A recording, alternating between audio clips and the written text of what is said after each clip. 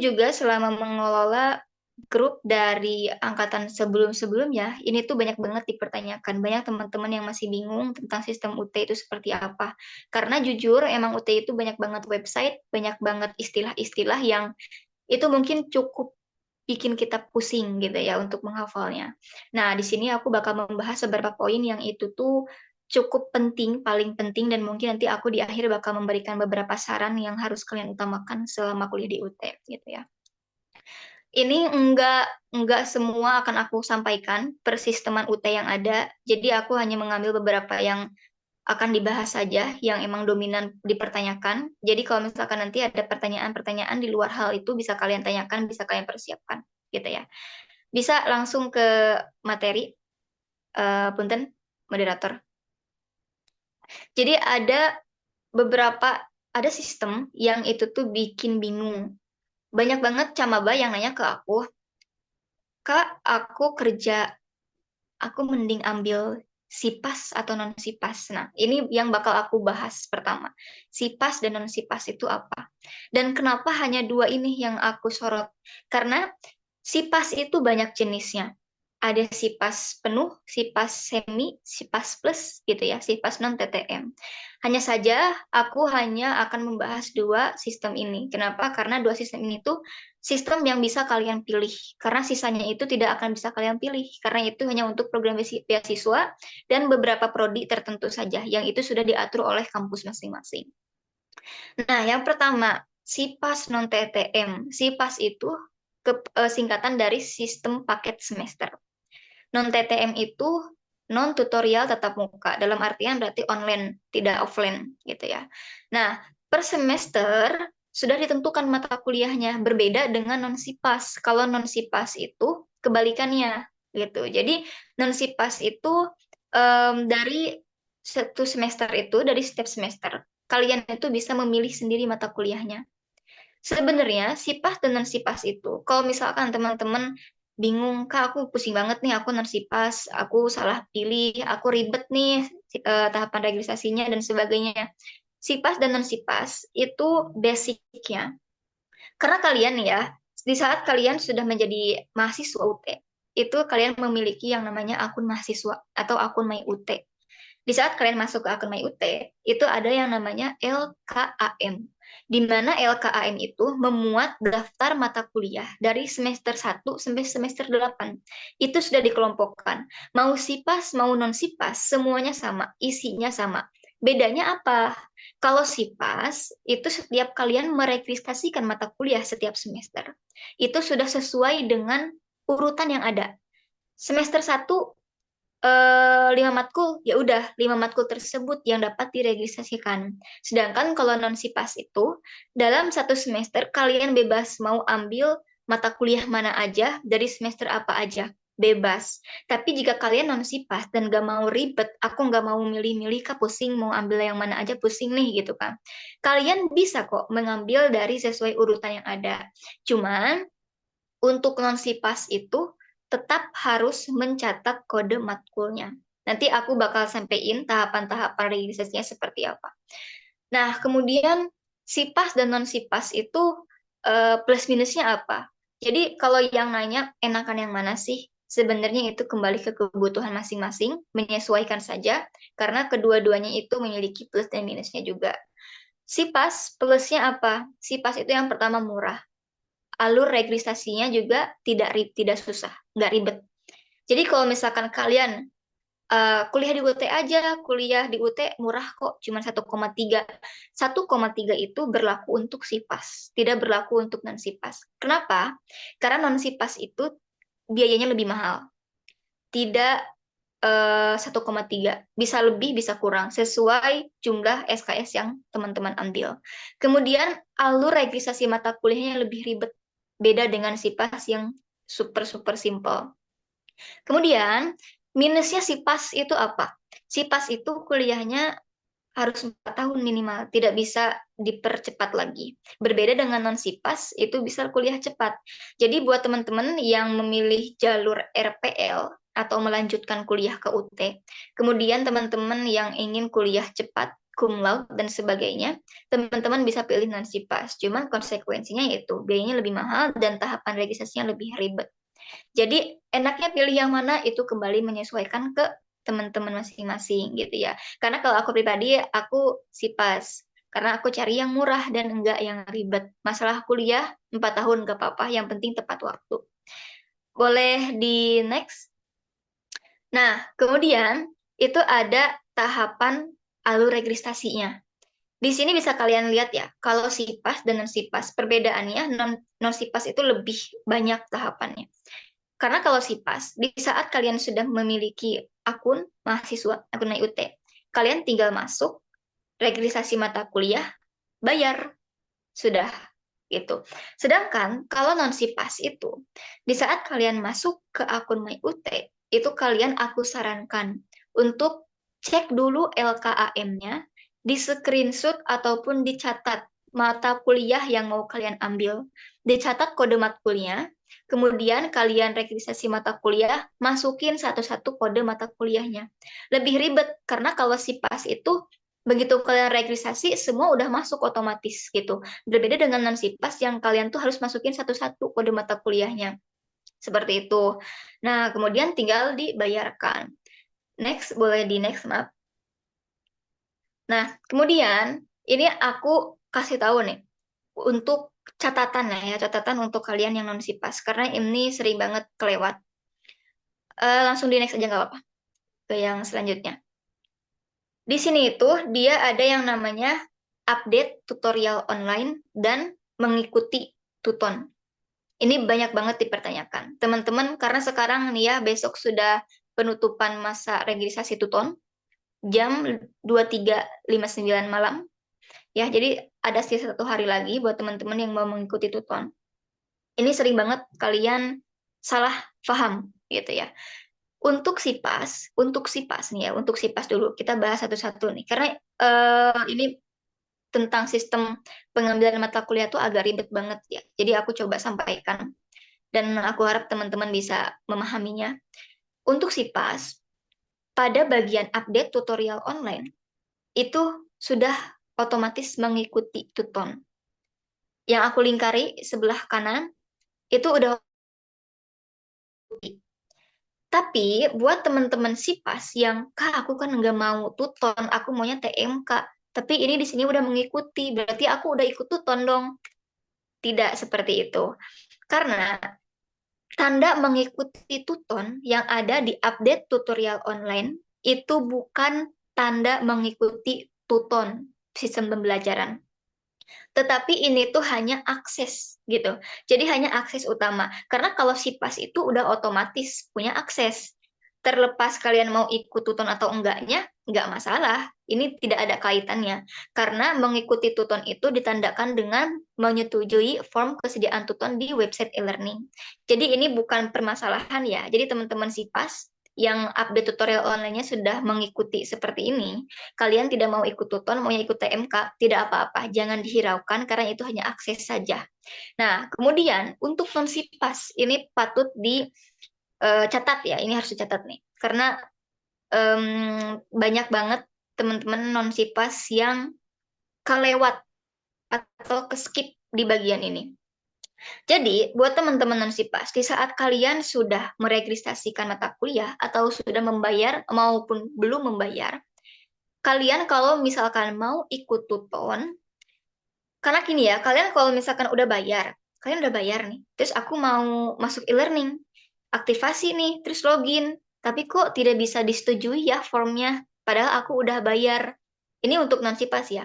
Kenapa kalian tidak bisa menyetujui? Karena aksesnya belum diikuti. Nah, aksesnya itu ini, yang dilingkar ini, yang mengikuti.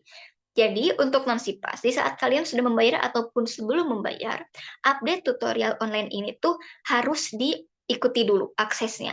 Ikuti ini tuh memberi akses. Setelah ini diikuti, baru kalian bisa masuk ke e-learning untuk menyetujui form kesediaan tutornya. Misalkan kalian non-SIPAS, Kak, aku udah terlanjur mengikuti nih aksesnya, tapi aku nggak mau ikut tuton. Nggak apa-apa, yang penting tidak menyetujui formnya. Gitu ya. Jadi kembali lagi, ini tuh hanya akses. Akses ini sangat berguna untuk teman-teman non-SIPAS. Karena kalau misalkan tidak diikuti aksesnya, non-SIPAS tidak akan bisa mengikuti tuton. Jika tidak ingin mengikuti tuton, tidak apa-apa, cukup diabaikan saja. Seperti itu. Aku harap sampai sini bisa paham ya. Jadi kesimpulannya, SIPAS dan non-SIPAS itu adalah sistem pengambilan mata kuliah per semester. SIPAS itu sudah dipakai, oh ya, SIPAS non-TTM. Kak berarti kalau non-TTM nggak bisa offline dong. Kak berarti kalau non-SIPAS berarti harus offline dong. Karena kan non-SIPAS nggak ada non-SIPAS non-TTM. Nggak ada kayak gitunya. Beda sama SIPAS non-TTM yang sudah jelas ada non-TTM-nya alias online. Jadi sistem pengambilan mata kuliah itu tidak mempengaruhi sistem belajar. Mau kalian SIPAS non-TTM judulnya, mau kalian non-SIPAS itu bisa memilih sistem belajar apapun ya. Jadi tidak ada perbedaan, tidak ada pengecualian. Jadi buat teman-teman yang memilih SIPAS non TTM dan ingin mengajukan perkuliahan offline ke kampus, itu bisa. Buat teman-teman non SIPAS yang berpikiran kalau non SIPAS itu adalah offline dan ingin kuliah online, itu bisa. Itu tergantung ke sistem belajar yang diambil nanti. Seperti itu ya. Bisa di next, maaf. Nah, kemudian pembahasan selanjutnya nih, setelah sistem pengambilan mata kuliah itu ada sistem belajar. Ini yang berkaitan dengan kesibukan teman-teman. Kak aku sibuk nih, aku sibuk kerja, aku sibuk mengurus suami, aku sibuk mengurus anak, aku sibuk mengurus ibu, keluarga. Aku enaknya ambil SIPAS apa non SIPAS, itu salah. Tidak ada hubungannya. Karena hubungannya dengan apa? Hubungannya itu adalah dengan sistem belajar, gitu ya. Nah, sistem belajar ini ada 4 di UT. Itu ada Tuton, TMK, Tuweb, dan Adpem. Dari keempat sistem yang paling utama dipilih itu adalah Tuton dan TMK. Jadi kalian tuh kalau misalkan mau Tuweb atau mau Adpem, itu bisa, tapi pengajuannya akan diakhirkan. Kenapa? Karena yang paling utama untuk dipilih itu adalah antara Tuton dan TMK. Belajarnya hampir mirip, hanya saja beda website. Kalau Tuton itu di e-learning, kalau TMK itu di tmkut.ac.id. Tenggat waktunya juga berbeda. Kalau Tuton itu 2 minggu, kalau Tuweb itu 1 minggu. Kemudian fiturnya juga berbeda. Kalau e-learning, Tuton itu ada dosen, ada teman sekelas, ada materi, ada soal, ada tempat unggah, bisa melihat nilai. Jika nilai kecil bisa diperbaiki. Sedangkan kalau TMK itu hanya ada soal dan tempat mengunggah saja. Tidak ada dosen, tidak ada materi. Seperti itu. Bobot nilainya juga berbeda, namun sistem penugasannya sama. Seperti itu. Boleh di next? Nah, sekarang aku bakal jelasin satu-satu dari sistem belajarnya. Yang pertama ada Tuton. Tuton ini tuh kalian harus aktifasi dulu. Kembali lagi ya, kalau non SIPAS kalian harus setujui akses dulu ya, yang di sebelumnya, yang di update tutorial online. Nah, anggap saja kita sudah melewati momen itu kalian harus aktivasi Tuton dulu. Aktivasi Tuton, aktivasi e-learning, kemudian setelah aktivasi kalian login, kemudian login kalian menyetujui form kesediaan Tutonnya. Ini bisa diisi jika kalian sudah membayar UKT formnya. Kalau misalkan kalian belum membayar UKT, itu tidak akan bisa disetujui. Dan jika kalian non-SIPAS sudah membayar UKT, tidak akan bisa disetujui jika kalian tidak memberikan akses di update tutorial online. Kemudian kalau TMK, caranya itu untuk ikut TMK tuh nggak harus ngapa-ngapain, karena di saat kalian tidak memilih Tuton, tidak memilih Tuweb atau Adpem, otomatis kalian terjaring TMK. Seperti itu. Nah, untuk Tuweb dan Adpem ini dipilihnya setelah Tuton dan TMK. Nanti akan ada pembukaan pengajuan sistem belajar Tuweb dan Adpem. Tuweb itu apa? Tuweb itu Zoom. Jadi di Tuton itu nggak ada Zoom ya. Aku sampaikan di Tuton itu nggak ada Zoom, di TMK nggak ada Zoom. Zoom itu bersama dosen secara daring itu ada di Tuweb. Sedangkan Adpem itu adalah tatap muka atas permintaan mahasiswa, itu langsung ke kampus bertemu dengan dosen dan teman-teman sekelas. Berlaku untuk 2-3 matkul saja. Syarat dan ketentuan berlaku. Syaratnya seperti apa? Kalian harus bayar biaya 150.000 per matkul. Itu untuk 1 semester. Jadi jangan berpikir, berarti setiap pertemuan bayar dong. Enggak. Jadi 150 itu sudah termasuk satu semester 8 kali pertemuan seperti itu. Dan ada minimal anggotanya. Kalau misalkan tutor apa ATEM itu kalian harus ada teman dulu 20 sampai 25 orang. Jika tidak ada teman, kalian tidak akan bisa mengajukan. Sedangkan untuk TUEB itu tidak ada batas minimal, tapi biasanya disarankan itu emang untuk di 10 orang ke atas, ke 30-an. Karena biar sekalian. Tapi secara basic itu nggak ada minimal kalau TUEB ya. Yang penting bayar saja. Seperti itu. Boleh di next. Nanti ini filenya juga aku share ya ke kalian biar kalian bisa keep juga. Nah, jadi di saat nanti kalian sudah membayar UKT dan sebagainya, kalian bisa aktivasi e-learning, masukin NIM, masukin tanggal, bulan, tahun lahir kalian, dan nomor HP. Nah, di sini nih, di bagian email yang aktif ya. Ini kan contohnya itu e-kampus nih. Ini banyak banget yang mensalahartikan. Sebenarnya, mau email e-kampus atau mau email Gmail, Google, yang pribadi, itu bisa. Hanya saja tahapan untuk e-kampus itu lebih susah. Bukan lebih susah, tapi lebih ribet. Karena kalian harus dipastikan sudah login dulu kepada akun e-kampusnya sendiri. Sedangkan kalau misalkan Gmail kan kalian sudah otomatis login lah ya. Di saat kalian punya akun Google pasti udah otomatis ada tuh gitu kan. Makanya direkomendasikan itu kalian menggunakan akun Gmail dulu gitu biar langsung masuk. Nah, karena kan di sini sudah disampaikan nih ya di bawah, sebelum aktivasi pastikan mahasiswa login dahulu di email e-kampus. Login email e-kampus itu seperti apa? Itu di akun Gmail Google email biasa ya. Kalian tambahkan akun, nanti di sana ada Exchange 365. Nah, di situ kalian masukkan akun email e-kampus kalian. Nanti login. Jadi, kalau misalkan kalian mau pakai e-kampus, nanti tinggal untuk menemukan, untuk mendapatkan kode verifikasinya, kalian tinggal login aja di email kalian gitu. Jadi, tetap masuk itu di Gmail, cuman menggunakan akun e-kampus seperti itu.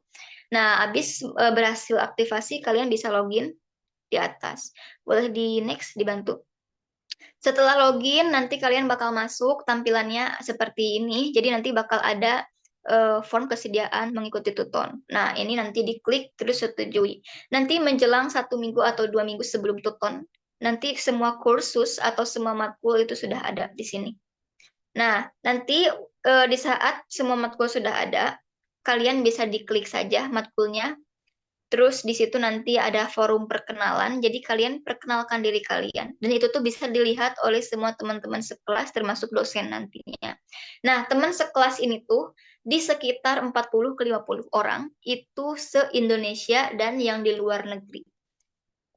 Untuk mata kuliah umum, anggotanya pasti umum juga, bisa saja dari jurusan-jurusan lain, tapi untuk mata kuliah inti, misalkan aku sastra Inggris ada English for Translation, itu udah otomatis kalau teman sekelasnya pasti teman sejurusan, seperti itu.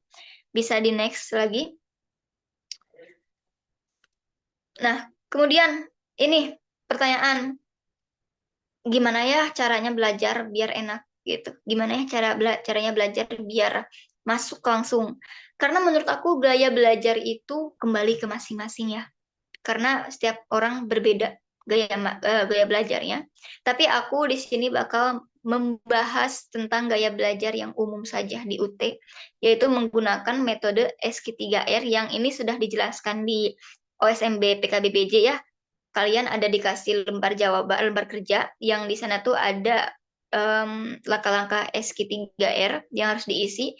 Nah, itu tuh adalah lembar kerja itu tuh berguna untuk mengasah kemampuan rekan-rekan semua untuk membuat plan, untuk membuat metode atau gaya belajar kalian masing-masing berdasarkan SQ3R.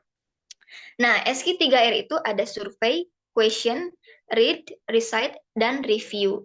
Nah, kalau menurut UT ya, langkah-langkah metode belajar yang pas di UT itu adalah survei, memeriksa atau meneliti seluruh teks seperti judul, kata kunci, kemudian membuat pertanyaan, kemudian membaca teks dengan tujuan mencari jawaban, kemudian menghafal jawabannya, dan kemudian meninjau ulang.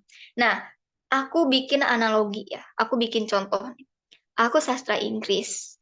Misalkan mata kuliah di struktur.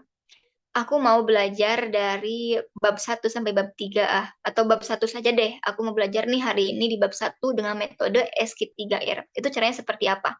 Ini teman-teman yang lagi dalam tahap pengisian lembar kerja bisa diperhatikan ya. Jadi pada bagian survei itu aku harus membaca dulu dari bab 1 itu yang mau aku pelajari. Setelah aku baca, kemudian aku membuat question dari bab 1 ini tuh kira-kira hal-hal yang pas untuk dijadikan sebuah pertanyaan apa ya. Misalkan nih materi PAI ya tentang rukun iman. Pasti kan kita baca dulu tuh materinya bab 1 tentang rukun iman. Terus kemudian aku membuat pertanyaan, apa itu rukun iman? Iman. Kemudian apa dalil-dalil rukun iman?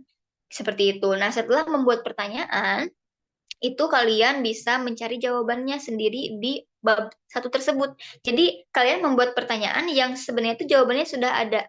Seperti itu. Tujuannya itu untuk apa? Itu untuk mengasah daya ingat kalian sebenarnya. Seperti itu. Nah, setelah kalian menemukan, sudah membuat jawaban, kemudian sudah membuat pertanyaan, dan membuat jawabannya, kemudian kalian itu bisa menghafal. Setelah dihafal, kalian bisa meninjau ulang. Nah, ini tuh untuk membuat kalian berkembang. Meninjau ulang itu bukan hanya sekedar dari modul tersebut saja. Aku sarankan di saat kalian mau meninjau ulang, kalian bisa buka-buka jurnal, bisa buka-buka Google. Biar apa? Biar pengetahuan kalian itu tidak hanya sebatas modul saja, tetapi bersifat umum, lebih luas lagi. Nah, itu gaya belajar di UT, yaitu menggunakan langkah-langkah SK3R. Cuman kalau aku pribadi, mungkin ini bisa kalian ikutin ya. Mungkin bisa kalian contoh. Kalau aku pribadi, belajarnya kayak gimana sih? Aku itu biasanya membuat penasaran dulu. Aku bikin diri aku penasaran. Tahapannya seperti apa? Kalau aku ya, ini aku pribadi. Kalian mau mengikuti silahkan, tidak juga tidak apa-apa. Karena kembali gaya belajar itu masing-masing. Aku biasanya itu mengerjakan soal-soalnya dulu. Jawabannya aku cari di Google. Simple aja. Aku nggak cari di buku. Aku cari di Google. Nah, setelah jawabannya ada, aku baca lagi. Aku pikir-pikir lagi, kok bisa ya seperti ini? Kok bisa ya jawabannya ini? Nah, setelah aku merasa penasaran, barulah aku membaca materinya, cari-cari. Karena menurut aku, sesuatu yang dilakukan dengan rasa penasaran itu bakal membekas terus, gitu. Kita di saat mencari sesuatu tuh pasti bakal inget terus hal itu kalau udah ketemu. Biasanya seperti itu, kalau aku seperti itu. Nah, karena kenapa aku tidak menyarankan teman-teman untuk belajar membaca materinya dulu baru mengerjakan. Tidak disarankan seperti itu. Kenapa? Karena kebanyakan kasusnya, kalau misalkan kalian membaca materinya dulu, kalian keburu pusing. Nanti giliran udah mau ngerjain soal, udah nggak mood. Biasanya seperti itu. Makanya, kerjakan dulu soal-soalnya, bikin penasaran, lalu cari pembahasannya. Jangan dibaca dulu materinya, karena nanti kalian pusing, kapasitas otaknya udah meluap, dan di saat kalian mau mengerjakan soal, kalian sudah tidak bisa apa-apa lagi. Itu kalau aku. Itu sih ya, kalau gaya belajar di UT menggunakan SKIT 3R. Untuk pembahasan mungkin sampai di situ. Jadi yang aku sampaikan itu hanya seputar sistem pengambilan mata kuliah, sistem belajar, dan saran-saran gaya belajarnya harus kayak gimana sih yang enaknya gitu. Cuman untuk gaya belajar itu kembali ke masing-masing. Selebihnya, kalau ada pertanyaan di luar itu, mungkin kalian ada kendala di e-learning, si layar dan sebagainya, itu bisa kalian tanyakan nanti di sesi tanya jawab gitu ya. Nah, ini ada manfaat-manfaatnya juga gitu. Kalau manfaat mah udah tahu lah ya gitu untuk apa ya. Tujuannya bagus agar kalian bisa lebih berkembang lagi. Seperti itu. Dan jangan termakan apa ya persepsi dari TikTok, dari Twitter tentang UT dapat nilainya susah, ujian soal-soal UAS yang gak muncul yang di modul. Nah, kenapa tidak muncul di modul itu? Karena itu kembali menurut aku berhubungan dengan gaya belajar. Kalau kalian belajarnya hanya fokus di modul saja, aku dijamin tidak akan sepenuhnya soal UAS itu muncul yang ada di modul. Dan pasti kalian akan merasakan sesuatu yang berbeda. Dan mungkin kalian bakal bilang, Enggak, soalnya nggak muncul. UT mah gini, gini, gini, nggak muncul nih soalnya. Kalau kalian hanya belajar dari modul, karena kalian mungkin akan berharap kalau soalnya itu akan sama persis gitu. Tapi di saat kalian memahami yang di modul, kemudian kalian mengembangkan dengan membaca jurnal, membaca dari internet, materinya sudah lebih luas, kalian akan memahami gitu. Karena kalau soal itu tidak akan sama persis. Soal itu tidak akan sama persis, tapi jenisnya akan tetap sama.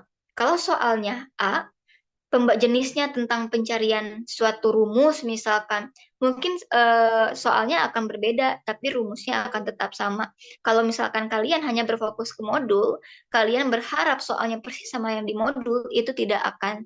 Tapi jika kalian memahami maksud yang di modul dan secara luas lagi, kalian akan paham kalau itu tuh oh jenisnya ini. Kalian tidak akan mempedulikan lagi soalnya, tapi kalian mempedulikan lagi jenisnya apa. Ini pertanyaannya tentang apa, intinya tentang apa. Seperti itu. Makanya jangan terlalu fokus ke modul, fokus belajar dari yang lain juga, banyak membaca, banyak menghafal agar kalian lebih berkembang saja. Seperti itu. Mungkin itu saja yang bakal aku bahas dari persisteman UT.